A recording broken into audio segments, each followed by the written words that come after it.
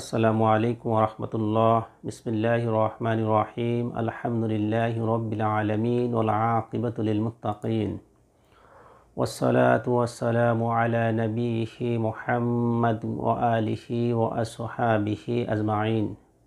সম্মানিত দিনদার ভাই ও বোনেরা, কাছে দূরে দেশ প্রবাসে যে যেখান থেকে আমাদের সাথে সম্পৃক্ত সকলকে জানাই হৃদয়ের অন্তঃস্থল থেকে মোবারকবাদ। প্রিয় ভাই বোনেরা, মাছ আমাদের কার না পছন্দ? মাছ আমরা সকলেই পছন্দ করি। কথায় বলে মাছে ভাতে বাঙালি। আমাদের মাছ না হলেই যেন খাবারই চলে না। কিন্তু দেখা যায় অনেক সময় এই মাছের কাটার ভয়ে অনেকেই আমরা মাছ খাওয়া বন্ধ করে দিই। আমাদের আদরের ছেলেমেয়েরা তারা এই মাছের কাটার ভয়ে তারা এই মাছ খাওয়া ছেড়ে দেয়। কিন্তু পবিত্র কোরআনে সুন্দর একটি আমল রয়েছে।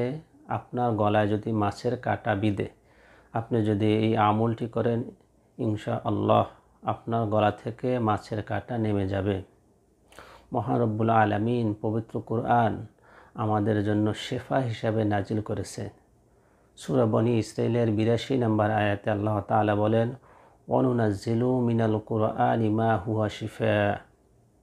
আমরা যদি পবিত্র কোরআনের সূরাতুল ওয়াকিয়ার ৮৩ নম্বর আয়াত, এই আয়াতটি যদি ৭ বার পরে ফুঁক দিয়ে ভাতের লোকমার উপরে ফুঁক দিয়ে যদি এই ভাতের লোকমা গিলে ফেলি, আমাদের মাছের কাঁটা গলা থেকে নেমে যাবে। বা আমরা ৭ বার পরে ঢোক গিলব, তখন আলতো করে গলার ভিতরে মেসেজ করব, এভাবে মেসেজ করব, আমাদের গলার কাঁটা নেমে যাবে। বা ছোট ছোট ছেলেমেয়েরা আছে যারা পড়তে পারে না, ৭ বার এই আয়াতে কারিমা পড়ে তাদের গলার ভিতরে ফুঁক দিয়ে আলতো করে মেসেজ করে দিবেন। ইনশাআল্লাহ কোরআনুল কারিমের এই আয়াতের বরকতে মাছের কাঁটা গলা থেকে নেমে যাবে। আয়াতে কারিমা হচ্ছে, ফালাউলা ইযা বালাগাতিল হুলকুম। আমি আবারও বলছি, শুনে মুখস্থ করে নেবেন। ফালাউলা ইযা বালাগাতিল হুলকুম। মহান আল্লাহ তাআলা আমাদেরকে কোরআন সুন্নাহ অনুযায়ী জীবন গড়ার তৌফিক দান করুন, আমিন। ভিডিওটি ভালো লাগলে লাইক করবেন, কমেন্ট করবেন, অন্য ভাইকে দেখার জন্য সুযোগ করে দিবেন।